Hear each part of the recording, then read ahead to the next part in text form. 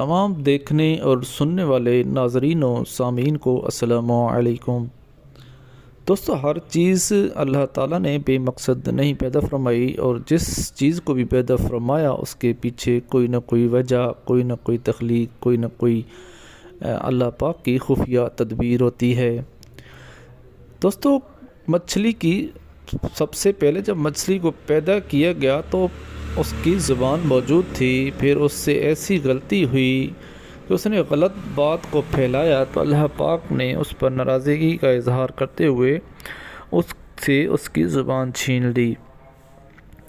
ایسا واقعہ کیا ہے، یہ پورا واقعہ آپ کو سنایا جائے گا، تو اس سے پہلے چینل کو سبسکرائب کر لیں اور نوٹیفیکیشن آن کر لیں تاکہ آنے والی اچھی اسلامی اور معلوماتی ویڈیو آپ کو ملتی رہے۔ دوستو، دنیا میں بھی جو بھی چیز پیدا فرمائی گئی اور اس کے ساتھ جو بھی چیز لگائی گئی بے مقصد نہیں ہے، اس کے پیچھے کوئی نہ کوئی حکایات اور اللہ پاک کی خفیہ تدبیر ہوتی ہے۔ ایسے ہی مچھلی کے ساتھ ہوا کہ اللہ تعالیٰ نے تمام جانوروں کے منہ میں زبان پیدا کی، مگر مچھلی کو زبان نہیں دی گئی۔ اس کی وجہ یہ ہے کہ جب حکم ہوا، یہ واقعہ مکاشفۃ القلوب صفحہ 139 پر موجود ہے،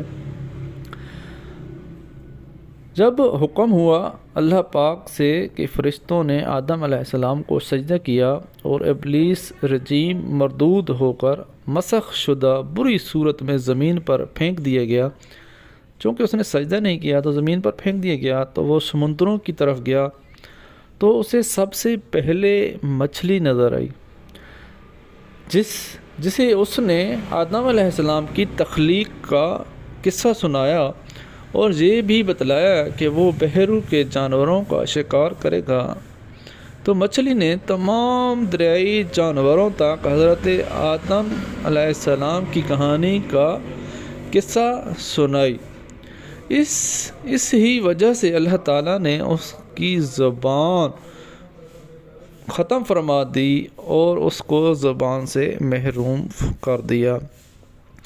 یہی وجہ تھی کہ غلط بات سن کر مچھلی نے سمندر کے تمام اپنی